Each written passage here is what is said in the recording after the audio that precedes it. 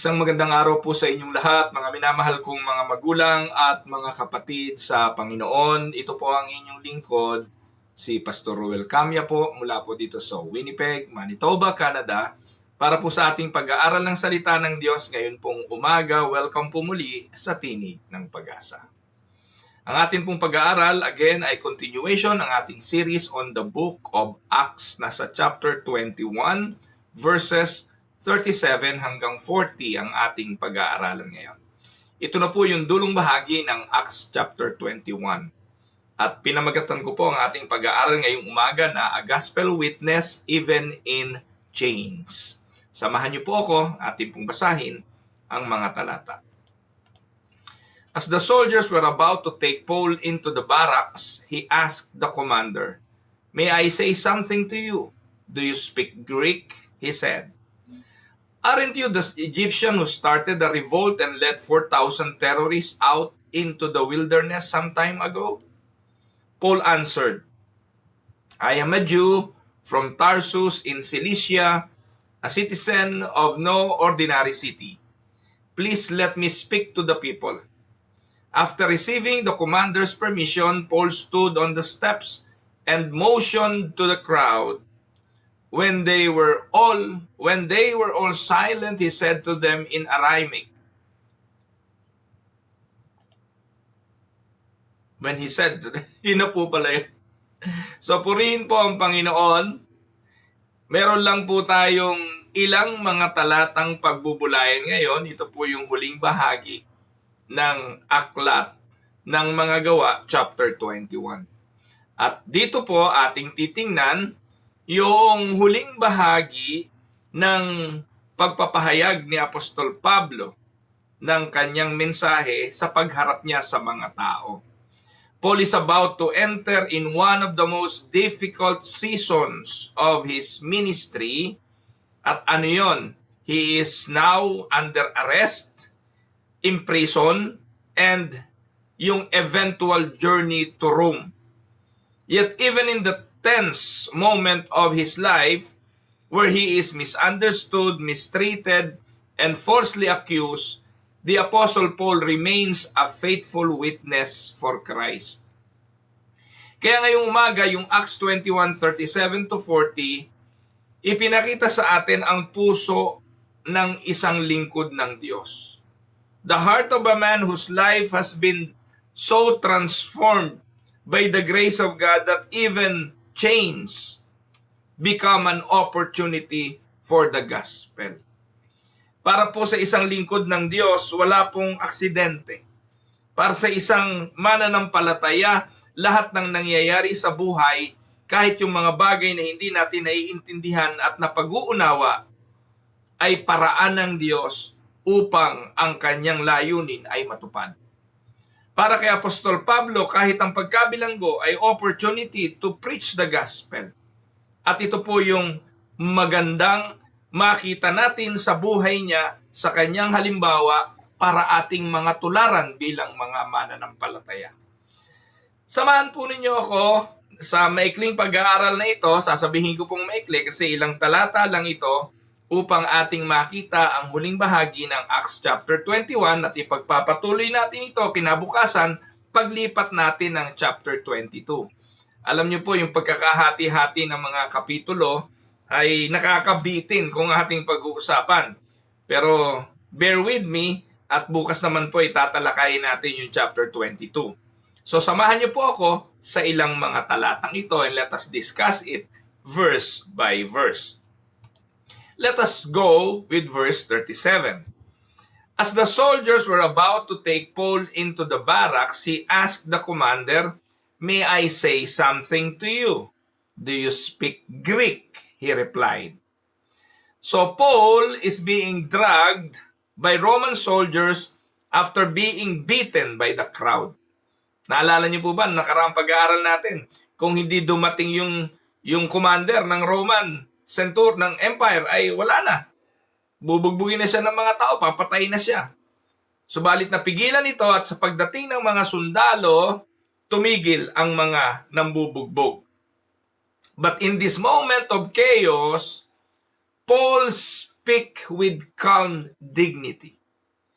Nung hinahatak na siya ng tao, kinakaladkad na siya papunta doon sa kanilang barracks para imbestigahan, si Apostol Pablo ay malumanay na nagtanong. At nagpaalam muna siya kung pwede siyang magsalita. At ang sabi niya, "May I speak to you? Or may I say something to you?" Ano pong aral ang ating makikita rito? Ipalagay po natin saglit ang ating mga sarili sa kalagayan ni Apostol Pablo. Ika'y pinagtulong-tulungan, binubugbog ka, tapos inaakusahan ka ng mga kung ano-anong akusasyon. Sa palagay ninyo, ano ang inyong magiging reaksyon?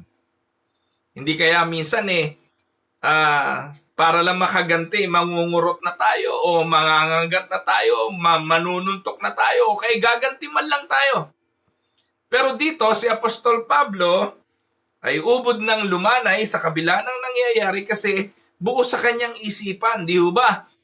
Pinagbili na nga siya Sinabihan na nga siya ng kanyang mga kasamang mga apostol, ng kanyang mga kasamang misyonero na wag na tayong bumalik ng Jerusalem. Kasi sa pagbalik natin sa Jerusalem, meron ng vision si Agabus na ikaw ay igagapos, tatali ang iyong mga kamay at ang iyong mga paa. Di ba natatandaan niyo yung prophecy ni Agabus na sino man ang nagmay-ari ng sinturo na ito, igagapos ang kanyang kamay at ang kanyang paa. But Paul insisted on going back to Jerusalem because he knew to himself na meron pa siyang misyon, meron pa siyang gagampanan. Kaya pagdating doon, nagdiretso siya sa sinagoga, ay ginulpi siya ng mga tao doon. Sa kabila ng paalala ng mga apostol, di ba? Winelcome naman siya ng mga apostol sa Jerusalem. Maganda naman ang pagsalubong. Pero alam ng mga apostol na may threat na sa buhay ni Pablo.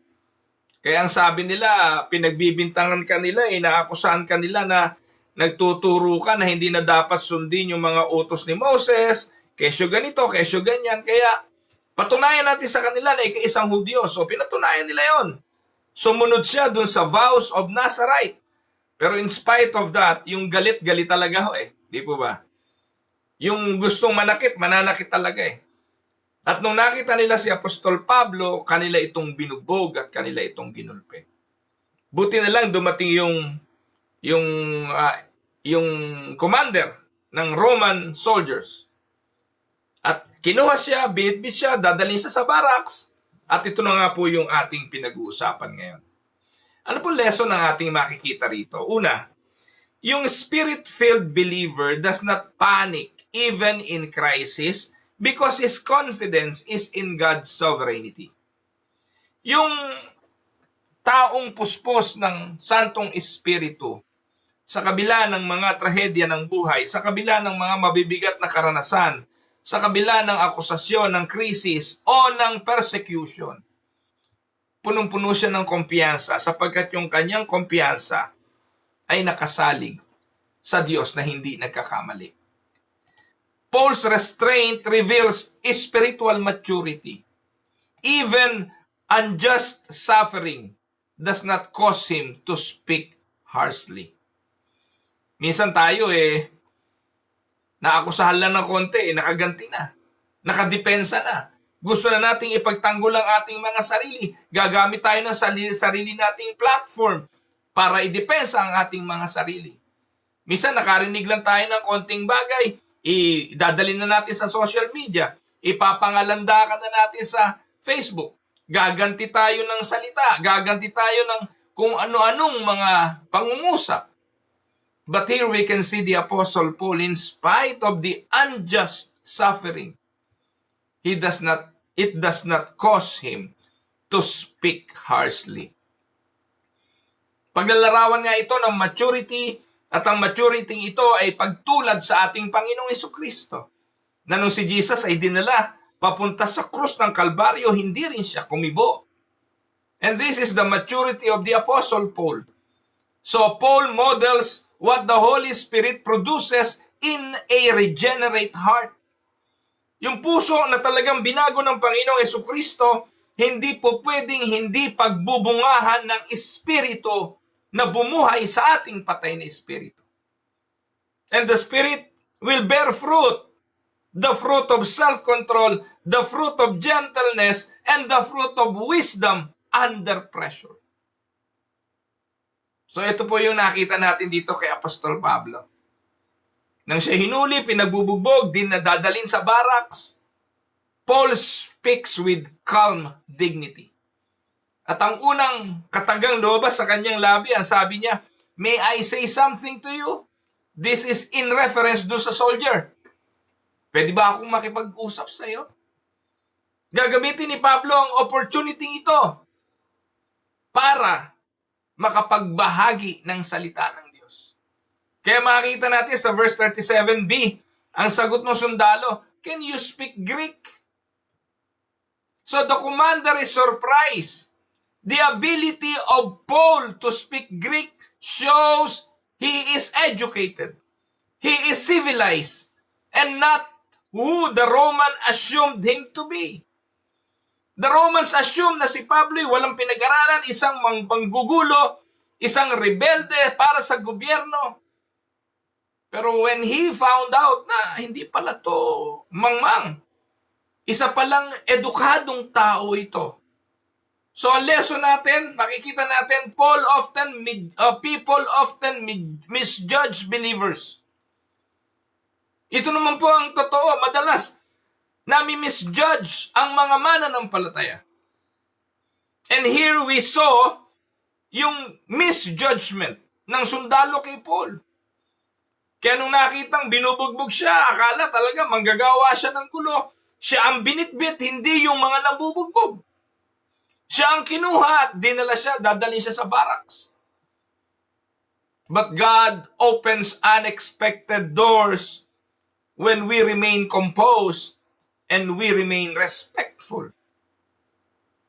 Kaya sa verse 38, ang sagot ng sundalo, "Aren't you the Egyptian who started a revolt and led 4,000 terrorists out into the wilderness some time ago?" So, sa kasaysayan, merong isang Ehipsyo na gumawa ng pagre-rebelde na nang-akay ng 4,000 terorista dinala sa bundok. So, ipinagkamali ng sundalong ito na si Pablo yung Ehipsyong ito na gumawa ng malaking kaguluhan, kaya siya binubugbog ng mga tao kasi ipinagtataka ng sundalo, anong malaking kasalanan ang ginawa mo para bugbugin ka? Siguro ikaw ay kabilang sa manggugulo, sa mga rebelde, o ikaw yung Egyptians na nagsimula ng kaguluhan. So the Roman soldier or the Roman commander thinks Paul is a rebel and a terrorist. So he confuses Paul with the dangerous Egyptian zealot who previously caused an uprising. So ano makikita nating lesson dito? Tandaan, believers will often misunderstood by the world. You can be wrongly associated with things you never did. Yet God can use the misunderstanding as your platforms for witness. Makikita po natin dito yung depravity of humanity, the natural tendency of every human under sin to misinterpret spiritual truth and misjudge God's people. Aakusahan nila ang mga lingkod ng Diyos, hahatulan nila ang mga lingkod ng Diyos, mami-misjudge nila ang mga lingkod ng Diyos. And let us go to verse 39. Paul answered, "I am a Jew from Cilicia, from Tarsus in Cilicia, a citizen of no ordinary city. Please, let me speak to the people." So dito, nilinaw ni Apostol Pablo ang 4 na bagay. Una, yung kanyang identity. Hindi ako Egyptians. Hindi ako manggugulo. Ako ay isang Hudyo. I am a Jew. So I am not a rebel. I am a Jew. Tapos binanggit niya yung kanyang origin. Ang sabi niya, I am from Tarsus in Cilicia. Yung Cilicia ay intellectual center. An important intellectual center. At ang kanyang status, ang sabi niya, a citizen of no mean city. A city of respect and influence. Kaya binanggit niya, hindi ako kriminal. At hindi ako masamang tao.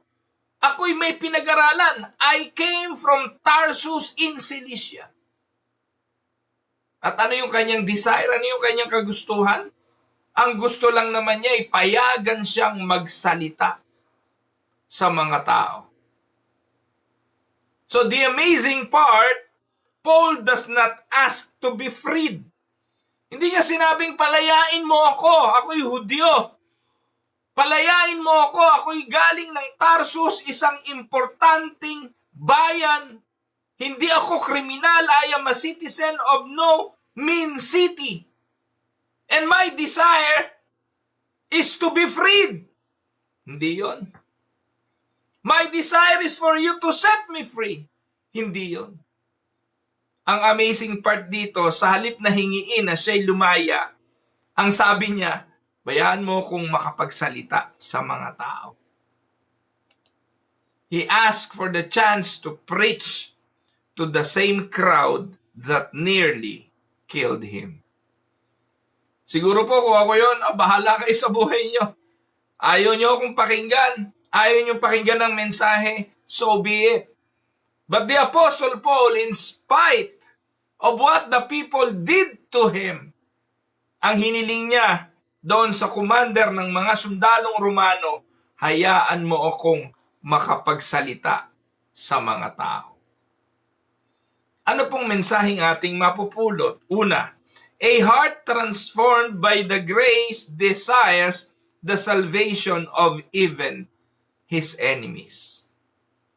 Yun daw pong puso na binago ng Panginoon, walang nanasain kung hindi ang pagkalooban ng biyaya ng kaligtasan maging ang kanyang kaaway. Paul values the gospel more than his personal safety. Can you imagine, sa halip na pagbumurahin yung mga nambugbog sa kanya, sa halip na makagante kahit papaano dun sa mga gumulpi sa kanya, hindi. Ang kanyang desire ay makapangaral at maibahagi ang ebanghelyo sa mga taong gumawa sa kanya ng masama. To illustrate this, a missionary once said, if I die, I go to heaven. If I live, I preach the gospel. Either way, I win. And this was what in the heart of the Apostle Paul. Kung ako'y mamamatay, punta ako sa langit. Kung ako'y mabubuhay, ipangangaral ko ang ebanghelyo. Kahit papaano, either way, ako ang panalo. Kaya kay Pablo din, ang galing ang katagang ang mabuhay ay kay Kristo at ang mamatay ay pakinabang. Now let us go to the last verse, verse 40. After receiving the commander's permission, Paul stood on the steps and motioned to the crowd. When they were all silent, he said to them in Aramaic. Bukas, tatalakayin ko po kung ano yung sermon dyan na ni Apostol Pablo. Pero wala na akong panahon ngayon kasi ibang chapter na yun eh. Chapter 22 yun. Sa chapter 22 natin mababasa at mapapag-aralan kung ano yung kanyang mensahe. But before that, let us focus on verse 40. So despite the violence, the chaos, and the accusations, the Apostle Paul stands above the crowd and he gestures for silence. And miracle happened. Ano nangyari? The angry mob becomes silent. When they saw Paul, tumahimik sila. Then Paul speaks to them in Aramaic, in their own language, showing respect and seeing connection or seeking connection. Hindi siya nagsalita ng lingwaheng kung ano man. Kung ano yung lingwahe ng mga tao, yun ang kanyang ginamit.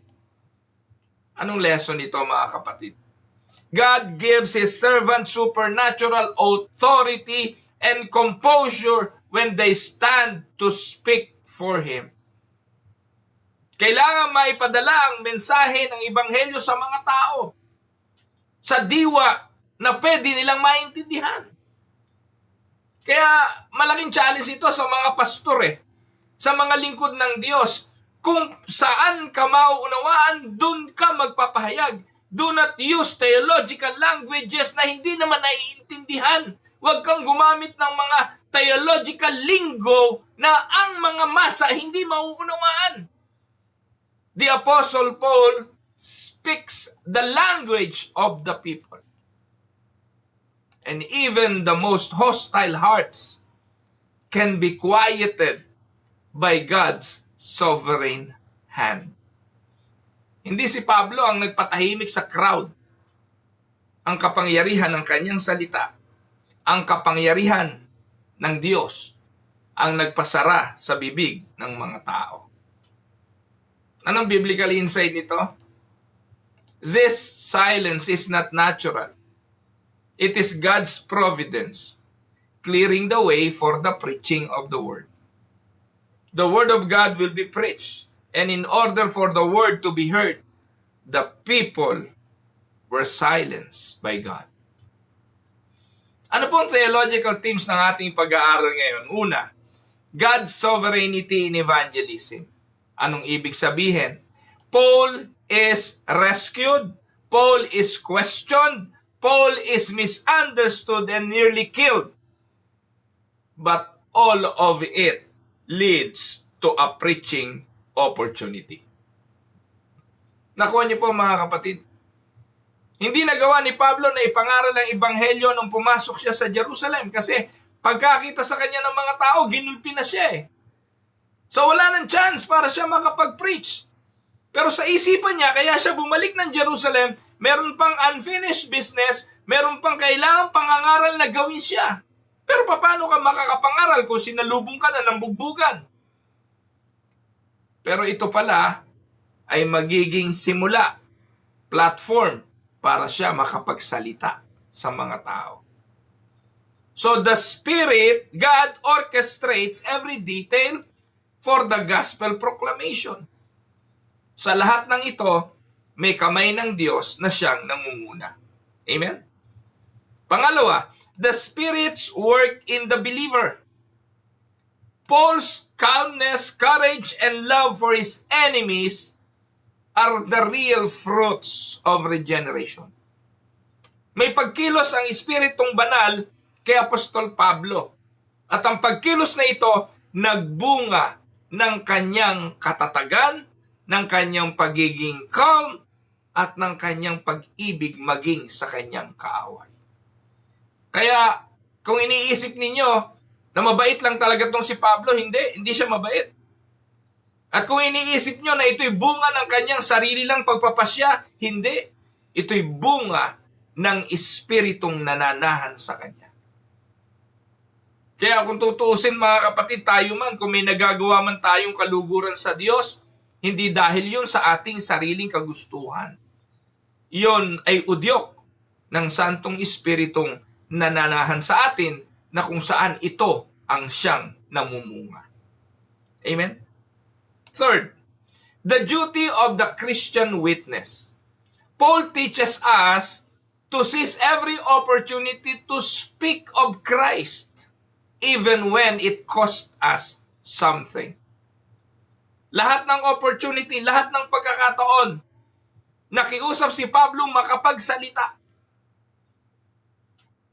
At ito ay para maging instrumento ng kapahayagan ng salita ng Diyos. Paano natin i-apply ang ating pag-aaral sa ating kapanahunan? Una, keep your composure in crisis. Bilang mananampalataya, tandaan mo, yung natataranta lalong napapahamak. Kaya sa kabila ng mga pressure ng buhay, sa kabila ng difficulties, even persecutions, Your reaction is a testimony of your faith. Amen? Sa mundong ito, maaakusahan ka. Sa mundong ito, mapagbibintangan ka.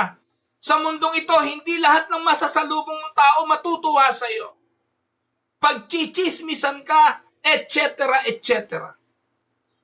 Pero tandaan ninyo, keep your composure in times of crisis dahil ang iyong reaksyon ay patotoo ng iyong pananampalataya. Amen? Doon nakikilala ang tunay na Kristiyano sa panahon ng krisis ng buhay. Pangalawa, correct misunderstanding with humility. How can we correct misunderstanding? Sa pagiging mas matayog, sa pagiging mas nagmamarunong, sa pagiging retaliator. Minsan mas maitatama natin ang hindi pagkaintindi sa pamamagitan ng pagpapakababa. Paul did not get angry. He simply clarified the truth. Kung titingnan mo nga rito, parang hindi si Pablo to eh. Dahil kilala natin si Pablo, mamamatay Kristiyano before. Pero nung naging Kristiyano na siya, matigas pa rin siya. Hindi siya nagpapatalo, hindi siya nagpapadarag. Nang ipinipilit ni Barnabas na isama si John Mark, hindi siya nagpadarag. Talaga nanindigan siya. Huwag nang isama yan. Ganon katigas si Paul. Pero parang dito, ba't ganon? Alam niyo po mga kapatid, ang akin pong realization, darating talaga ang isang lingkod ng Diyos sa full maturity. Na kung saan, pag nasa maturity na ang isang tagapanguna, hindi na niya iniisip ang kanyang karapatan at ang iniisip na lang lagi niya ay ang kapakanan ng misyon at ng ebanghelyo. So instead of being angry, he simply clarified the truth. Pangatlo, use every situation as a platform for the gospel. Ito ang ginawa ni Pablo. Even suffering can open doors to evangelism. Who would believe na ang mga tao na dahilan kaya siya pumunta ng Jerusalem ay makikinig sa kanya. Magiging tagapakinig niya at magkakaroon siya ng opportunity to share the word of God to them in silence. Pero kailangan niyang daanan muna yung mga pinagdaanan niya. Kaya niya nagawa yun. Pangapat, love difficult people. The same crowd that beat the Apostle Paul is the crowd that he wants to preach to. Yung mga taong gumulpe ay ang mga taong gusto niyang mabahaginan ng salita ng Diyos. Panghuli, trust God's providence. If God wants the gospel proclaimed, He will silence the crowd, and He will soften the hearts, and He will create an open door. Can we say amen? Kapag nais ng Diyos na maipangaral ang ebanghelyo, siya ang hahawi ng mga hadlang para magkaroon ng opportunity ang gospel na maipreach. Siya ang magpapatahimik sa crowd, siya ang magpapalambot ng puso, at siya ang gagawa ng oportunidad. Kaya tayo bilang mga lingkod ng Diyos, dapat ang hinahanap natin ay ang opportunity to preach the gospel. Amen? Kaya bilang conclusion, Acts 21:37-40 shows us a man whose life was fully surrendered to Christ. Though in chains, Paul was free. Can we say amen? Though misunderstood, he was confident. Though nearly killed, he still loved those who hated him. And this is the power of the gospel at work in a regenerate, spirit-filled heart of the child of God. Ang dalangin ng aking puso, may we be like Paul, undaunted, gentle, courageous, and always ready to speak of Christ wherever God places us. Amen? Now, for some reflection question, 1, when faced with misunderstanding or false accusations, do I respond with calmness and grace like Paul, or with anger and frustration? 2, do I value gospel opportunities more than my personal comfort or reputation? 3, how do I usually respond to people who oppose or criticize me? And the last, in moments of crisis, do I look for ways to glorify Christ, or do I focus only on escaping the situation? Pagpalain po tayo ng Panginoong Diyos, saglit po tayong tumungo. Tayo po'y manalangin. Panginoon naming Diyos na makapangyarihan sa lahat, we thank you for the example of the Apostle Paul's life, who remained calm, courageous, and faithful in the midst of misunderstanding and danger. Turuan mo kami, Panginoon, na magtiwala sa iyong sovereign hand in every circumstance. When we face difficulties, Lord, may we respond with the grace and maturity that only your Spirit can produce. May you also grant us boldness to speak of Christ even when it is uncomfortable or costly. Lord, give us love for those who oppose us. Give us open doors for us to proclaim the gospel, and give us wisdom to speak in ways people can understand. May our lives be a testimony of your transforming power. May you strengthen our faith. May you guard our hearts and use us for your glory. We commit ourselves to you once again, O Father. In Jesus' mighty name we pray. Amen and amen. Pagpalain po kayo ng Panginoon, isang maligayang araw po ng Lunes, December 1 na po mga kapatid, at ilang araw na lang ay Pasko na. Atin pong ipagdiwang ang buwan, ang season na ito ng paggunita at pag-aalaala sa kapanganakan ng Panginoon nang merong kagalakan at kapayapaan sa ating mga puso. Ito po, minsan pa ang inyong lingkod, si Pastor Ruel Camia, mula po dito sa Winnipeg, Manitoba, Canada, para sa pag-aaral natin ng kanyang mga salita dito sa Tinig ng Pag-asa. God bless mga kapatid.